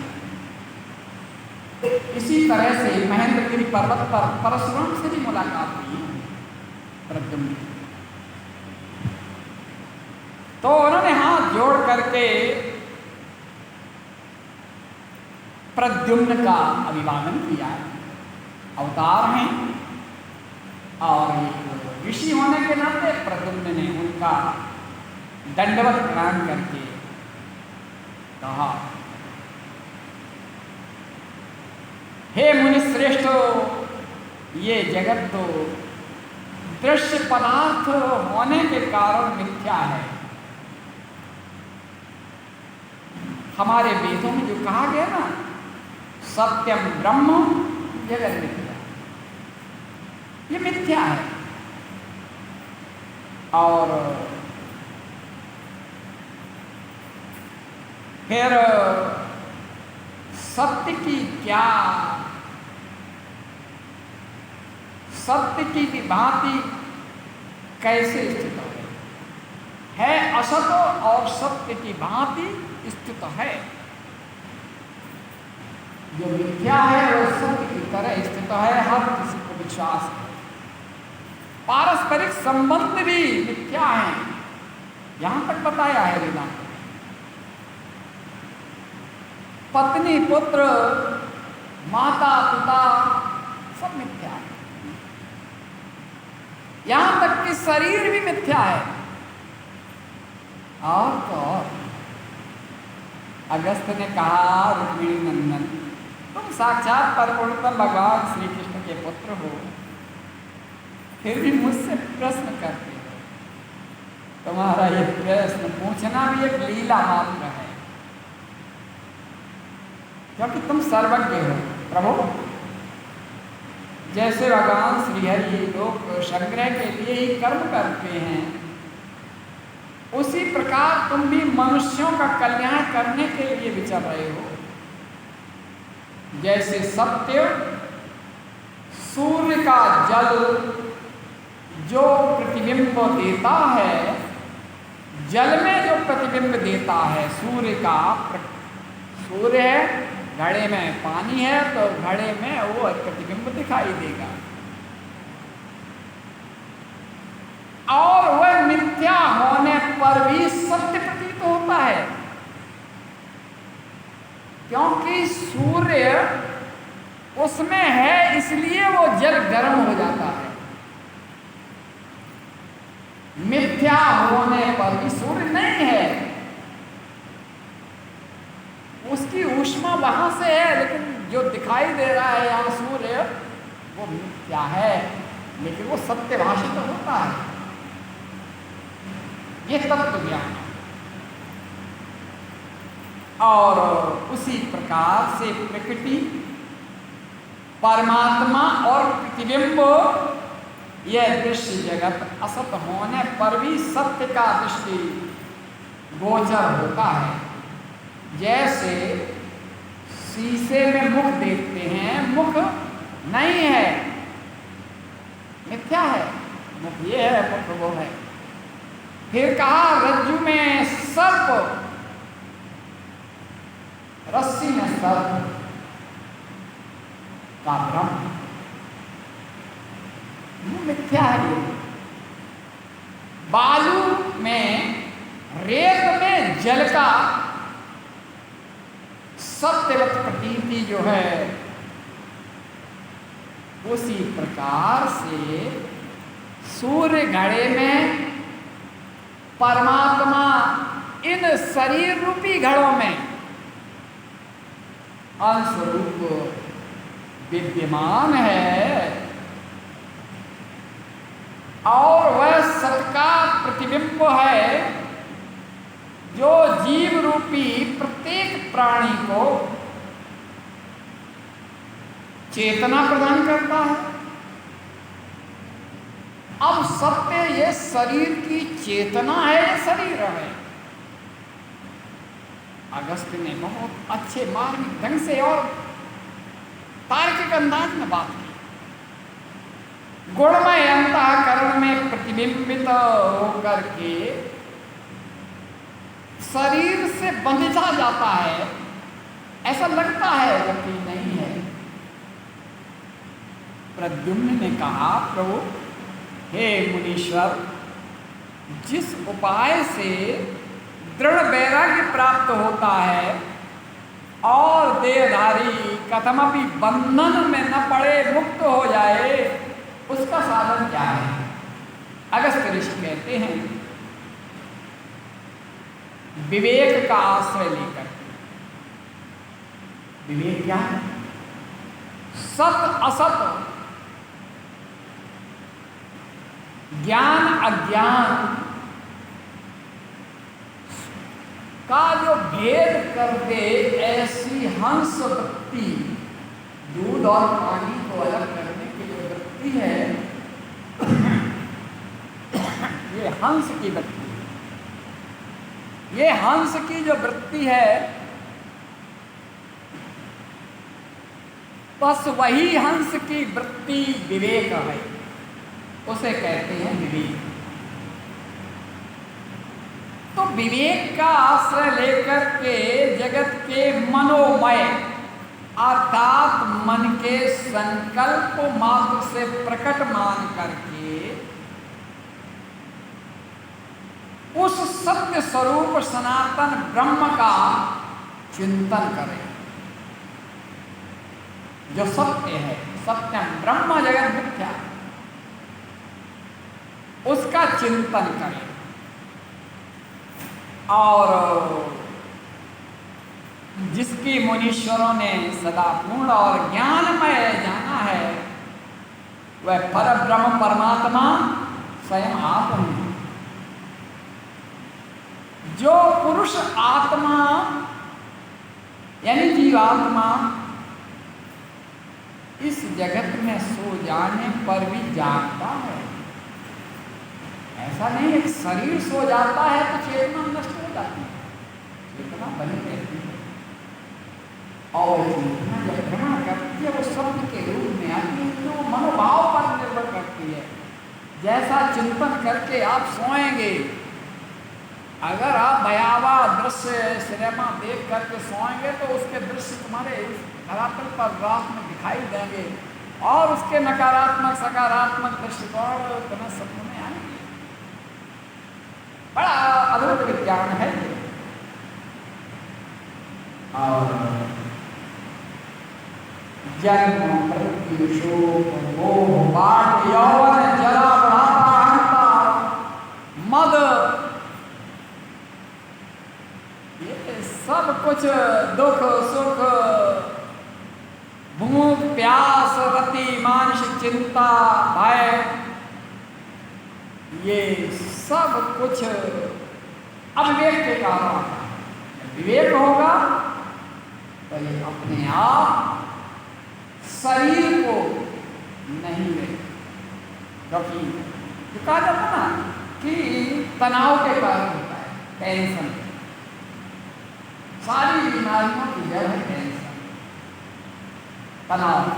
तनाव मुक्त तो रहें, भगवत भक्ति में ही लीन जब हो जाते हैं, प्रभु आप जो कर रहे हैं बस वही हमें स्वीकार है, आपकी कृपा से ये बीमारियां भी हो रही हैं। धीरे धीरे जब हम विवेक से काम लेंगे और आत्मसमर्पण, क्योंकि समर्पण का भगवान ने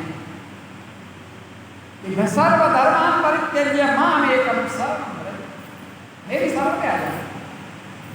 जिस समय दुशासन चोटी पकड़ करके ले करके आता है राजवधूटी को,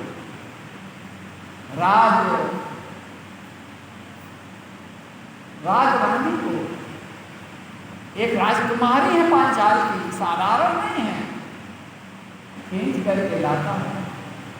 देख रहे हैं ये हमारे पांचों पति मुंह सिर झुकाए हुए बैठे हैं, कहाँ तुम्हारा धनुर्धर, कहाँ है तुम्हारा गांडीव, तुम्हारी गदा, तुम्हारा ये पराक्रम कहाँ गया।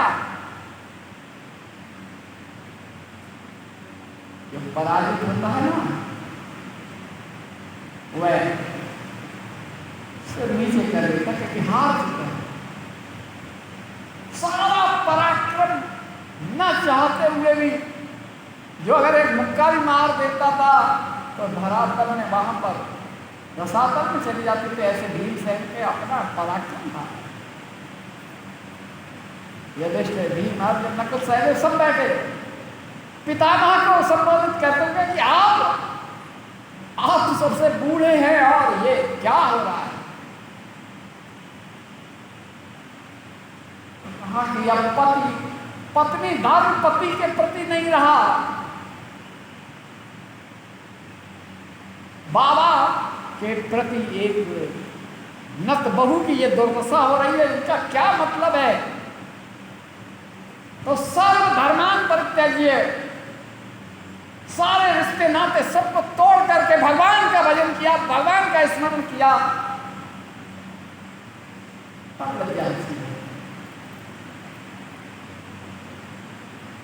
पतिधर्म का निर्वाह जब पति नहीं करता है, सिर झुकाए बैठा है।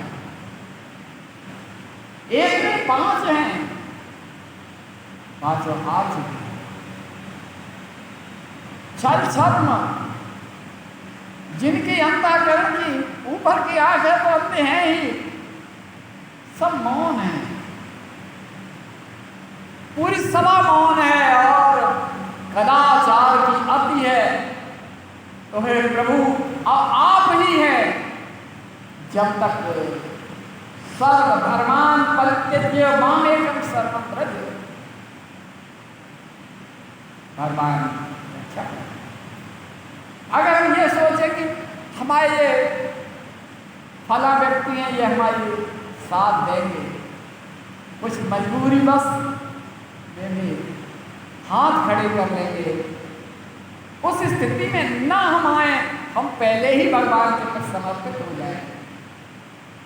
इस समय विभीषण आया तो यही कहा कि रिपु का भाई, शत्रु का भाई आ रहा है,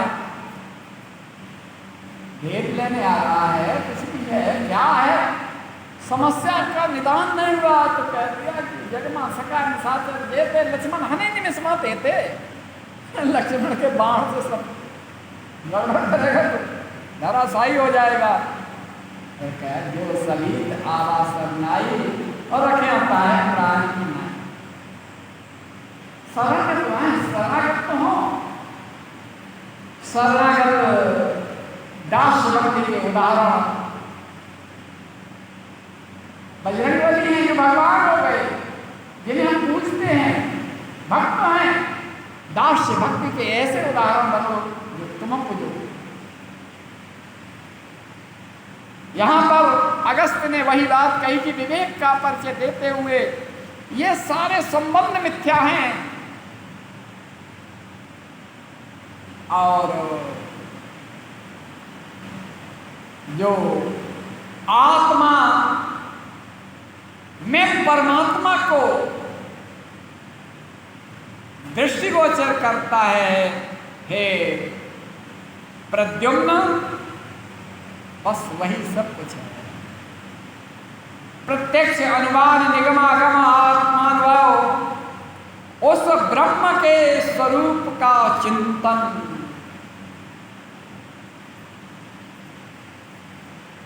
और जरूरी नहीं है कि कहीं पर हम जाएं ठाकुर जी के दर्शन करने के लिए, दर्शन नहीं होते हैं, लेकिन हर व्यापक सर्वत्र समाना, प्रेम के प्रकट होए मैं जाना, हर जगह है, कहाँ नहीं है। यही बात तो प्रहलाद ने कही कि मेरा भगवान हर जगह है, आप में है, हम में है, हवा बीच में जो खाली जगह है अंतरिक्ष है वहां पर भी है, खंबे में है, क्या है। और जैसे ही प्रहार किया गदा का, भगवान प्रकट हो गए, कहाँ नहीं है। प्रेम के प्रकट होए में जाना, प्रहलाद का प्रेम था और प्रेम के लिए विश्वास ही रूप धारण कर लिया और रक्षा। यहाँ पर कर्ता और निमित्त का जो उदाहरण देते हुए कहते हैं कि हाथ में घुमाया जाता हुआ लाभ चक्र मंडलाकार, हम अपने आप को किस तरह से इस ब्रह्मांड तक लाएं और फिर हम उस अदृश्य परमात्मा की अनुभूति कर सकते हैं। ये तत्व ज्ञान दिया। इसके बाद दोनों ने आपस में एक दूसरे को परमात्मा के रूप में अभिवादन करते हैं अगस्त्य, और प्रद्युम्न उन्हें ऋषि के रूप में अभिवादन करते हैं। ये परंपरा लोग कहते हैं ना कि हम ठाकुर जी, हमारे आराध्य हम ठाकुर जी की पूजा करते हैं। ठाकुर जी सदामा को आसन पर बिठा करके पटल जी को,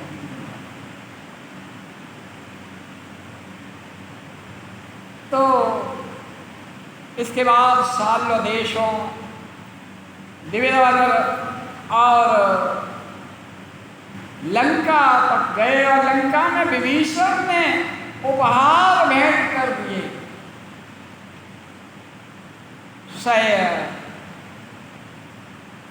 और महेंद्रगिरी पर्वत का प्रसंग आएगा। कल हम यहां से बात प्रारंभ करेंगे, आप लोग जल्दी आ जाएं।